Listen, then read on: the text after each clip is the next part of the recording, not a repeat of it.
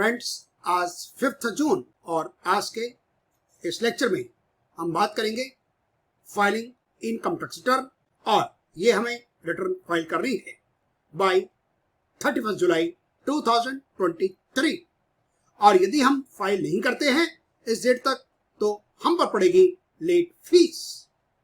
यदि आपकी taxable income 5 lakh तक है तो लेट फीस पड़ेगी 1000 रुपया और यदि आपकी इनकम 5 लाख से ऊपर है टैक्सेबल इनकम तब आप पर लेट फीस पड़ेगी 5000 और लेट फीस के साथ भी आप ITR फाइल कर पाएंगे अप टू 31 दिसंबर 2023।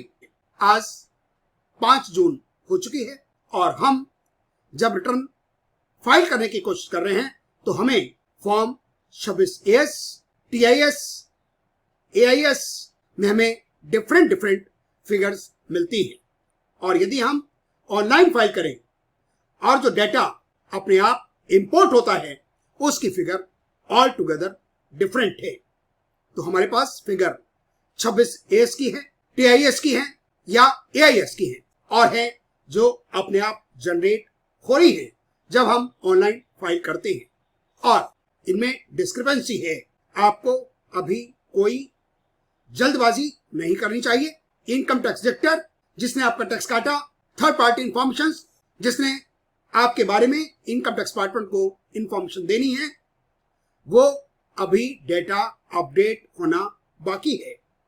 मेरी एडवाइस आपको ये रहेगी कि आप ये सब कुछ 15 जून के आसपास डेटा कंपाइल करें, फॉर्म 26AS अपने सामने रखें, TIS, AIS अपने सामने रखें, फॉर्म 16 या 16A जो आपको अपने डायरेक्टर से मिलेगा उसको अपने सामने रखें और जो आपका अपना डेटा है, अपना ओरिजिनल पासबुक है, आपके पास जो और डॉक्यूमेंट्स हैं उन सबको सामने रखकर ही आपको ITR फाइल करनी चाहिए। कई बार कुछ डेटा ऐसा हो सकता है जो इनकम टैक्स के पास नहीं है लेकिन आपने सेल ऑफ शेयर्स किया, आपके पास बैंक अकाउंट है, आपने FD करा रखी है और उसका इंटरेस्ट इनकम टैक्स के पास फॉर्म 26AS में, TIS में या AIS में अवेलेबल नहीं हो पा रहा।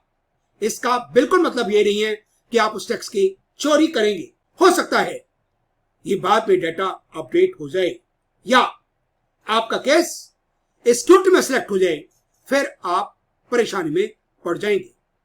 अब सब कुछ आर्टिफिशियल इंटेलिजेंस के कारण सब कुछ फेसलेस है।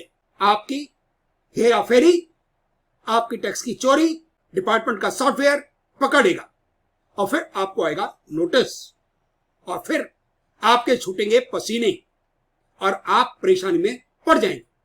फिर आप इधर उधर भागेंगे, जान पहचान निकालेंगे, टैक्स कंसल्टेंट के पास जाएंगे, CA के पास जाएंगे, कोई भी आपका किसी तरीके से भला नहीं कर पाएगा। ये आपको अपने दिमाग में बैठा लेना चाहिए। फेसलेस होने के कारण कोई हेरा फेरी, कोई रिश्वत, कोई जान पहचान, कोई काम नहीं आएगी। इसलिए ईमानदारी से, ऑनेस्टी से आप टैक्स का पेमेंट करें। यदि आपको कोई चीज समझ में नहीं आती, आप अखबारों की टिप्पणी, पार्कों में बैठी हुई जो जनता बातचीत करती है इनकम टैक्स की, उस पर गौर कम करें। आप रूल देखें, आप सेक्शन देखें। यदि आपका केस फंस गया तो पार्कों की नॉलेज, अखबारों की कटिंग ये काम नहीं आएगी। आपको उस टाइम देखना होगा कौन सा सेक्शन है, कौन सा एप्लीकेबल है, नया रिजीम सूट करता है या ओल्ड रिजीम सूट करता है। ये आपको कंपेयर खुद करना है। इनकम टैक्स डिपार्टमेंट आपको कैलकुलेशंस अपने आप नहीं देगा।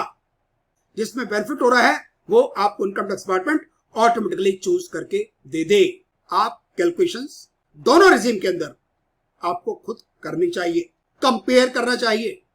जिसमें आपका टैक्स कम लगे वो आप चूज कर सकते हैं। चाहे एम्प्लॉयर को आपने, एक्स एम्प्लॉयर को आपने कुछ भी लिखकर दिया हो। ये मेरा अपना annual information statement AIS financial year 2022-23 का।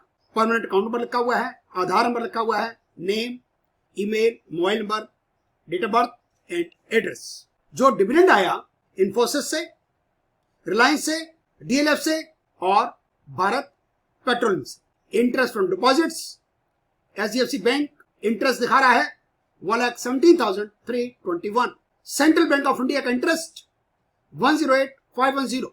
HDFC बैंक सेक्शन बदल गया 193 और यह है टैक्सेबल सेविंग बॉन्ड्स, ये भी टैक्सेबल है 387,500 और ये मैंने 34,977 का सेल ऑफ शेयर्स किया। म्यूचुअल फंड ये भी मुझे दिखाना है, चाहे मुझे इसमें नुकसान हुआ हो या इसमें हुआ हो प्रॉफिट। और मैंने FD को रिन्यूअल कराया, दोनों फिगर यहां पर आ रही हैं। ये मेरी इनकम से मिसमैच नहीं होना चाहिए। ये मेरा 26AS annual tax statement. Infosys के डिविडेंड पर 10% टैक्स कट गया।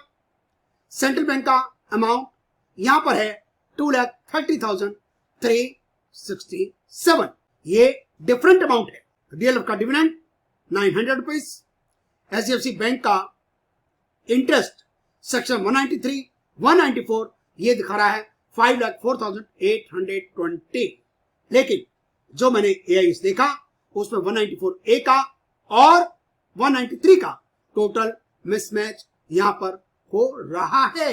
रिलायंस का डिविडेंड 8832, इस पर TDS कट गया 884। BPCL 108 का डिविडेंड मिला। ये मेरा TIS tax payer information summary, इसमें इंफॉर्मेशन आ रही है। Dividend 34,070, interest from deposits 194A वाला 225,831, इंटरेस्ट फ्रॉम अदर्स 193 वाला 387,500 और ये सेल ऑफ सिक्योरिटीज और ये टाइम डिपॉजिट किया गया 30 लाख।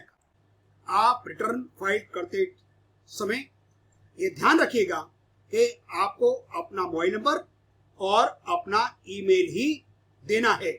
और एक प्रिकॉशंस और लेना है आपको, जिस भी टैक्स कंसल्टेंट, जिस भी CA के पास आप जा रहे हैं, डेटा शेयर कर रहे हैं, आप इनकम टैक्स रिटर्न की वजह से आपका आधार नंबर, आपके बैंक का अकाउंट, बहुत सारी इंफॉर्मेशन आप उसके साथ शेयर कर रहे हैं।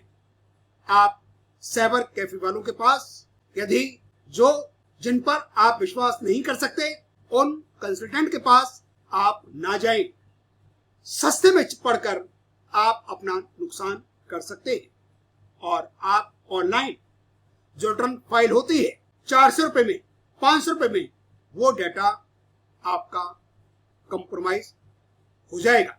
इसका आपको इल्म नहीं है। इसलिए सतर्क भी रहिए, पैसा भी बचाइए और अपना कंप्लायंस भी आपको पूरा करना ही है, और वो भी टाइम पर। Thank you very much for watching my videos.